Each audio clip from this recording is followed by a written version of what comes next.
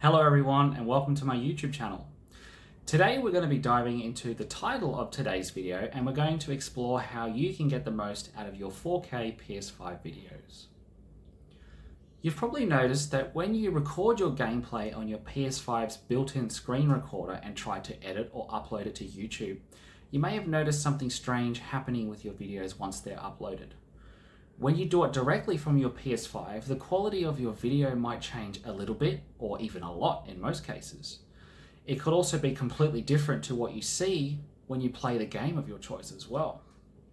The PS5 itself also provides very few options for adding things like text or intro videos, or really any other video specific edits you might want to add for a high quality video for your channel. And if you're like me, you may have only just started your video editing YouTube channel building journey and you want to take your videos to another level for your channel. Or maybe you've been doing this for a while, but you're looking for a quicker, hassle-free process because what you're doing now takes too long and the work you have to put in just doesn't feel like it's worth it anymore. So this video is made especially for you, no matter where you've started in your journey. So as you probably know by now, when you record any gameplay in 4K on your console, the PS5 saves the footage as a WEBM file instead of an MP4 for when you do recordings in 1080p as an example. And that's where the problems start for most of us who want 4K videos uploaded onto the YouTube channel from their PS5. And so a lot of the popular editing programs just either don't accept the WebM files at all, or they struggle to work with them properly. This is an issue that I faced just recently. And maybe you're the same as me and you ended up trying different editors like Adobe Premiere Pro, DaVinci Resolve, OpenShot, or VSDC, just to name a few programs, only to find that the file won't import correctly, or the program is difficult to use and it's not beginner friendly. There's a lot of challenges when we're trying to choose that kind of technology. And another solution that most people kind of resort to is that when they try and convert the file with something like HandBrake, just to make the file usable for their program of choice, they come across a lot of barriers because that process takes what feels like 3 freaking business days to convert any type of file. It can add extra steps, and depending on what settings you use, you also run the risk of losing some of the original video quality before you even start the editing process. It's really, really frustrating because I ran into this exact problem while trying to work with my recordings from my PS5. And it turned into hours and days of trial and error trying to find a proper workflow before I found this one I am about to show you. So really, this video will address that discrepancy directly, which is what I aim to do. So I'm going to show you a simple and completely free method that lets you take those 4K videos straight from your PS5 into a program that allows you to edit them easily and can export them quickly and effectively, without spending hours trying to convert files, without losing any video quality, and without wasting hours jumping between different programs just to upload a relatively simple, single YouTube video. But now that we've kind of covered the essence of our problem, I want to go through what you'll need to do to follow this method I'm about to show you. First and foremost, you'll obviously need your PS5 gameplay recording, which you can capture using the PS5's built-in recording feature. So make sure you have a video ready. Now, one thing I would like to add that can make this process a lot faster is that, especially when you're working with large 4K recordings, using a high-speed USB drive is going to be really, really important for this. It's going to really help this kind of transfer process. So for example, the one I'm using is from Amazon. It's the OSCU flash drive, which supports transfer speeds of up to about 555 megabytes per second. It's a really good USB. It cost me about 60 bucks Australian to buy it, and I thought it was really good value. So that's kind of what it looks like just there. It's really nice. It's metal. It's cool. It's quite durable. It's nice. So since the 4K gameplay recordings can be fairly large files, using a faster USB drive like this can significantly reduce the time it takes to transfer your clips from your PS5 onto your computer. But having said that, it really isn't mandatory. I mean, using any USB drive that works with a PS5 will still do the job. It just may take a little bit longer depending on the size of your recording, etc. So just keep that in mind. Secondly, you're going to need obviously a computer to then move and save the said file so we can then start the editing work. And then lastly, you're going to need to have CapCut installed on your computer. So CapCut is completely free. It accepts WebM files directly with no issues, and it allows you to export the footage properly so it maintains the quality of the original gameplay as well. It also has a very simple and kind of intuitive interface to make the video editing experience incredibly streamlined. At least that was my experience of it as well. But once you have those things ready, we can then move on to the next steps and start the CapCut editing process. So I'm going to give you some time to kind of collect your items and collect everything that you need and make sure you have everything downloaded. And then we're going to jump over onto the video editing process. So I'll see you in a sec. Okay, so welcome back to the next part of this video. So obviously, in your own time, you would have gone through your PS5, you would have chosen a video or some videos of your choice that you wanted to edit and make some changes to. You would have saved a copy of it onto your USB drive, you would have transferred it onto your computer, you might have made a folder on your desktop like I did, full of all your YouTube content. That can include your intro videos, the actual video footage itself, and maybe some other elements like logos or anything that's brand specific to your channel to that folder. And you would have had it all ready to go. And you also would have downloaded CapCut like I have done right now, and you would be sitting on the home page basically having it ready to boot up and ready to go. So for the purpose of this video, I don't want you to worry about any of these tools or any of these other options. All I want you to focus on is creating a new project.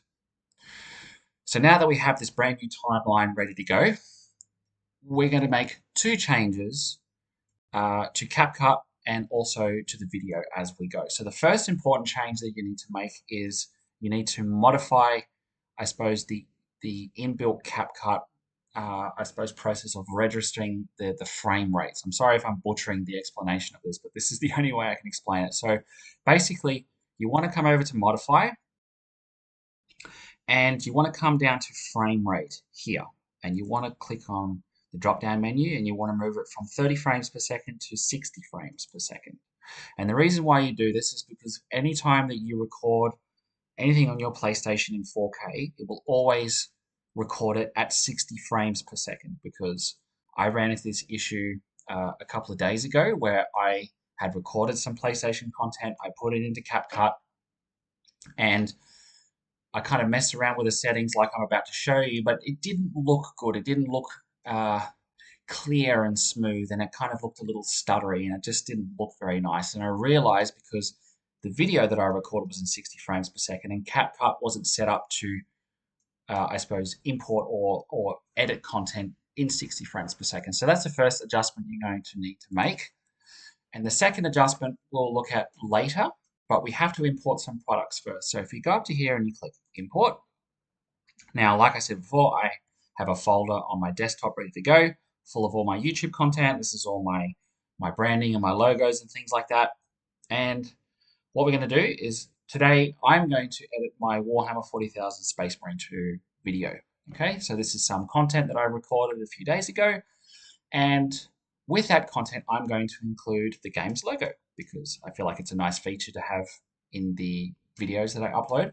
So I'm going to select the video recorded as well as the logo. I'm not going to worry about thumbnails or anything else like that at the moment. And then I'm just going to click Open. And once you have those two things sorted, what you want to do is you want to bring the video down, obviously click and drag it down to here. So fundamentally, CapCut doesn't register or support HDR or high dynamic range color quality videos, but there is a setting. This is part of the thing that I want you to change. So automatically, straight off the bat, you're going to get a notification saying that you probably need to convert it or do something to that degree. Okay, so this actually looks like it's already done it because I've done this setting before, but if you have uploaded your video into this program, you're probably going to notice it looks super grayscale, and there's not going to be a lot of color contrast, and it's going to look a little dull. Okay, it's going to look a little ordinary. So, you might play it, right, and it might look really good, But like I said, the color quality of it is going to look really ordinary. So because I've done this before, it's already a saved setting. So what you want to do is you want to come up to Adjust, and you want to come down to this section. So like I said, CapCut is set up to uh, work with standard dynamic range, I suppose, color patterns and color spaces.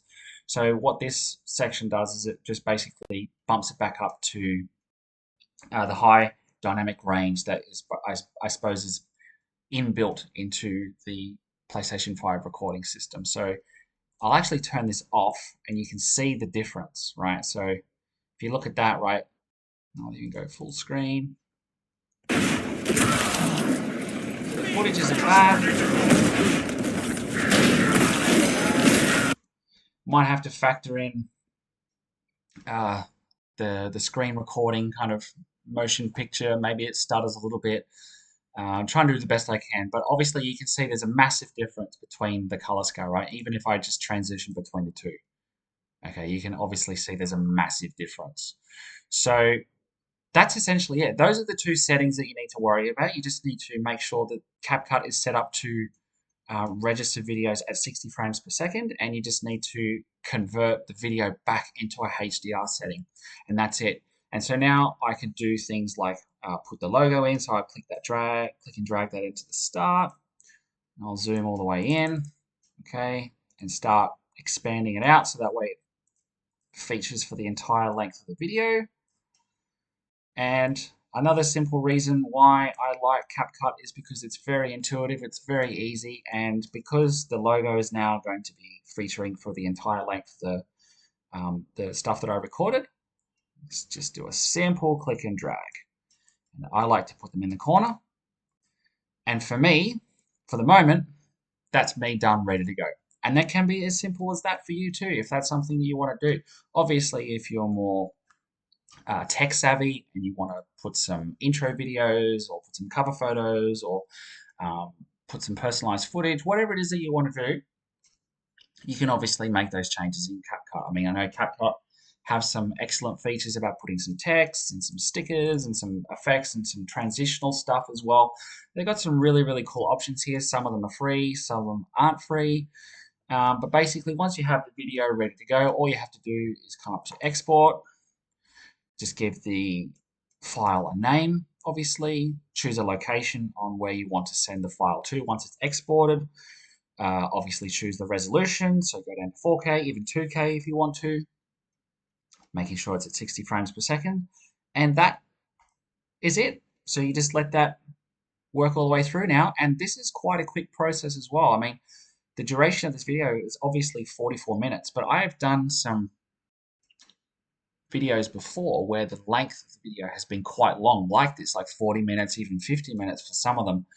And the exporting process is very, very fast considering the resolution of the video. A typical video like this for me, and I have a very standard kind of mid-range computer, can take anywhere between 20 to 25 minutes on average, depending on how we go. And so since I've started, it started at 6% and now it's working its way up to 9%. It's at 8.5% now. And so all I have to do is let that run. So that's it. Thank you for watching my video. Any support that you can give me would be amazing, and the way that you can do that would be to obviously give this video a like and give my channel a follow, and just let me know what you thought about this whole process.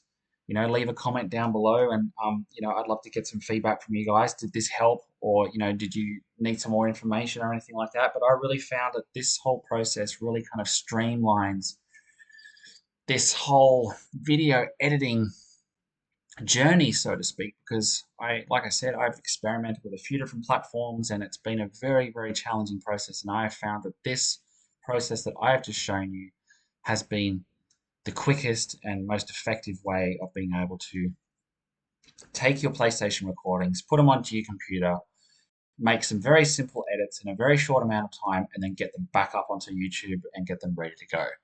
So yes, thank you again for your time. And I look forward to talking to you guys soon. Okay, have a great rest of your day.